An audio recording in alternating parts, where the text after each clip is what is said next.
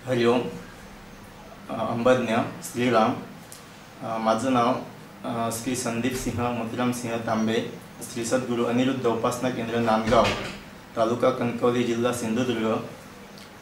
मी बापूंबद्दल काही अनुभव आज या ठिकाणी सांगणार आहे. बापूंकडे गेल्यानंतर माझ्या मनामध्ये एक आत्मविश्वास निर्माण झाला. यापूर्वी मी जीवनाकडे बघण्याचा माझा दृष्टिकोन थोडा नकारात्मक होता.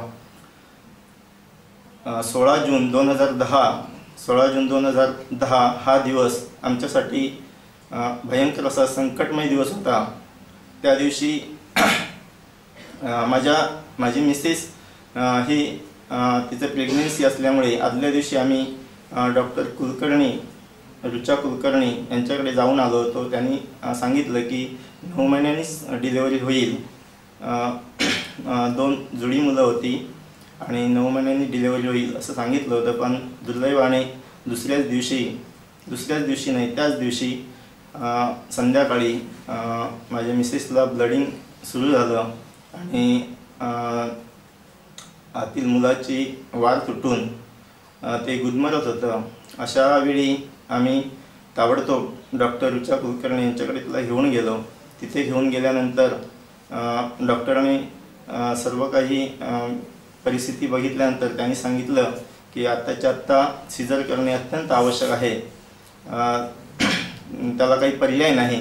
परंतु माझी मिसेस सौ संपदा विरा तांबे हिचं ब्लड प्रेशर लेवलमध्ये नव्हतं, ते खूपच वाढलेलं होतं ब्लड प्रेशर. त्यामुळे डॉक्टरसुद्धा थोडे विचारात पडले होते की तिचं ब्लड प्रेशर लेवलमध्ये कधी येईल आणि सिजर कधी करता येईल. त्यासाठी सगळी तयारी करून ठेवलेली होती. आणि अशा वेळी डॉक्टरांनी मला सांगितलं की असं आहे, काय करायचं ते नेमकं समजत नाही. मग मी पण थोडा विचारात पडलो. पण बापू आपल्या पाठीशी आहेत याची पूर्ण खात्री असल्यामुळे मी काही घाबरलो नाही, जराही घाबरलो नाही. अशा वेळी मग मी श्री दत्तात्रेय सिंह सोलापुरे यांना आपले संपर्क साधण्याचा प्रयत्न केला आणि त्यांना फोन लागला, मोबाईल लागला त्यांच्या मोबाईलवरती. आणि त्यांना मी सांगितली परिस्थिती काय आहे ती. मग त्यांनी मला सांगितलं की बापूने आपल्याला अशा प्रसंगाच्या वेळी हनुमान चालीसा जेवढी म्हणता येईल तेवढी म्हणत राहायची, आपलं संकट आपलं नक्कीच दूर होईल असं सांगितलेलं आहे. आणि बापूने अगोदरच हनुमान चालीसा आणि रामरक्षा सर्वांकडून म्हणून घेतलेली होती, त्यामुळे पाठ झालेली होती. आणि त्यावेळी पुस्तक नसतानाही मी हनुमान चालीसा म्हणू शकलो. आणि अवघ्या काही 5-10 मिनटामध्येच तिचं ब्लड प्रेशर लेवलमध्ये येऊन डॉक्टरांनी ताबडतोब सिजर केलं. आणि त्यावेळी दोन्ही मुली होत्या. त्या मुलींचं वजन एकीचं 1700 ग्राम होतं, एकीचं 1300 ग्राम होतं. आणि त्यांना ताबडतोब कणकवलीमध्ये शेटे डॉक्टरांकडे ॲडमिट करायचं होतं. त्यासाठी संपूर्ण तयारी करून ठेवलेली होती. आणि रात्री 1 वाजता आम्ही त्या दोन्ही मुलींना घेऊन डॉक्टर शेट्टी कणकवली यांच्या हॉस्पिटलमध्ये आलो. तिथे डॉक्टरांनी त्यांना तपासलं आणि काचेमध्ये ठेवलं त्यांना. तिकडे तळाळ्यामध्ये डॉक्टर रुचा कुलकर्णी यांच्या दवाखान्यामध्ये माझी मिसेस होती. तिची तब्येत त्यावेळी सुधरत होती. परंतु दोन्ही मुली इकडे आजारी होत्या, खूप सिरियस होत्या.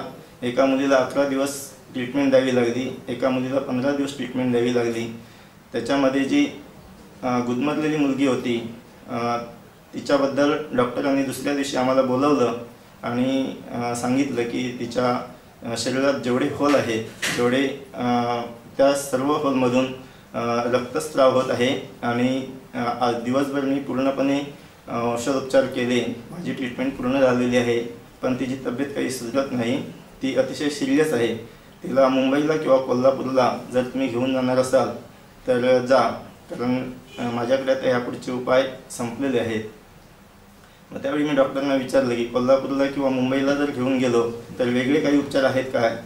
तर डॉक्टर म्हणाले वेगळे काही उपचार नसतात, पण बरेच पालक सांगतात की आम्हाला तुम्ही सांगितलं असतं तर आम्ही घेऊन गेलो असतो. म्हणून मी तुम्हाला सांगतो, तुम्ही ठरवा काय करायचं ते. माझ्यासोबत त्यावेळी माझे सासरे होते आणि भावजी होते. मग त्यांनी माझ्यावरती हा निर्णय सोपवला, तुम्ही जे काही ठरवाल त्याप्रमाणे आपण करू. मग मी फक्त बापूंवरती विश्वास ठेवला, कारण दुसरीकडे आपण जरी घेऊन गेलो तरी उपचार तर तेच होणार होते, बाकी कुठचे उपचार होणार नव्हते.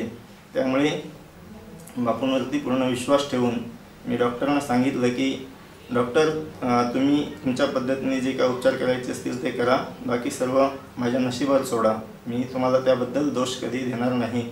तरी डॉक्टरांना पण जरा बरं वाटलं, त्यांनी पण ठीक आहे म्हणाले, काही हरकत नाही, राहू दे तुमची मुलगी इथे.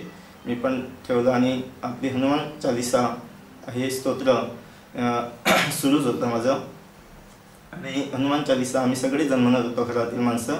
आणि बापूंच्या कृपेने, त्या महाप्राण हनुमंताच्या कृपेने ती मुलगी दुसऱ्या दिवशी पूर्णपणे ठीक झाली. दुसऱ्या दिवशी डॉक्टरांनी मला बोलवलं. डॉक्टर म्हणाले की तुमची मुलगी आता पूर्णपणे धोक्याच्या बाहेर आहे, आता तिची पूर्णपणे जबाबदारी मी घेतो, ती चांगली होईल, असं त्याने डॉक्टरांनी मला सांगितलं. त्यानंतर ती मुलगी 15 दिवसांनी तिला सोडलं. ती खूप म्हणजे तब्येत त्याची सुधारली तिची. आणि नंतर मग मला वाटायला लागलं की अशी मुलगी कशी, तिचं म्हणजे रक्त भरपूर गेलेलं आहे, मग ती काय की तिची म्हणजे मेंदूचा बॅलन्स वगैरे व्यवस्थित असेल काय, की तिला म्हणजे काही त्रास पुढे होईल की नाही, असं काही म्हणजे काही आजारपणं तिची निर्माण होतील काय, अशी कुशंका माझ्या मनामध्ये निर्माण होऊ लागल्या. म्हणून मी डॉक्टरांना विचारलं की ही मुलगी बोलेल किंवा म्हणजे मतिमंद वगैरे तर नाही ना होणार. तर डॉक्टर म्हणाले 6 महिन्याच्या नंतरच मी सांगू शकेन, तोपर्यंत आपण काही सांगू शकत नाही तिच्याबद्दल. परंतु बापूंच्या कृपेने बापूंकडेच आम्ही आमचं जे काय अडीअडचणी असतात, जे काही प्रॉब्लेम्स असतात ते बापूंनाच आम्ही सांगत असतो. आणि बापूंच्या कृपेने ती मुलगी पूर्णपणे चांगली आहे आणि अभ्यासामध्ये अतिशय हुशार आहे. आजच मी शाळेमध्ये गेलो होतो. शाळेमध्ये सुद्धा मला सांगितलं की ध्येया तुमची खूप हुशार आहे, इतर मुलांपेक्षा खूप चांगली आहे. हे सगळं बापूंच्या कृपेने घडलं. म्हणजे जी मुलगी तिच्या जीवनाचा काही भरोसाच नव्हता, ती आज चांगली तर आहेच, उलट आमच्यावर ताकद लावते मारामारीची, आणि आता ती तब्येतीने पण चांगली आहे. तर हे सगळं आपल्या बापूंच्या कृपेने घडत असतं. अशीच बापूंची कृपा सर्वांवर राहू दे. माझ्यावरती सुद्धा अनेक प्रसंग आले. एकदा तर मी मरणाच्या दारातून परत आलो. ॲक्सिडेंट झालं होतं आणि एका क्षणाचा फरक होता. बाजूने ट्रक गेला आणि त्याच जागी मी मोटरसायकलवरून खाली पडलो होतो. एक क्षण जर तो ट्रक उशिरा आला असता किंवा मी एक क्षण अगोदर जर पडलो असतो तर त्या ट्रकच्या चाकाखाली गेलो असतो. त्या ठिकाणी सुद्धा बापूंच्या कृपेने मला काही साधं खर्चटलेलं सुद्धा नव्हतं आणि माझ्यासोबत जो माणूस होता त्याला भरपूर लागलेलं होतं, भरपूर जखमा झाल्या होत्या. तर अशा प्रकारचे अनेक अनुभव बापूंच्या कृपेने मला येतच असतात. छोटे मोठे अनेक अनुभव आहेत, त्याच्यातील काही अनुभव मी आपल्यासमोर व्यक्त केले. हरिओम. अंबज्ञ श्रीराम.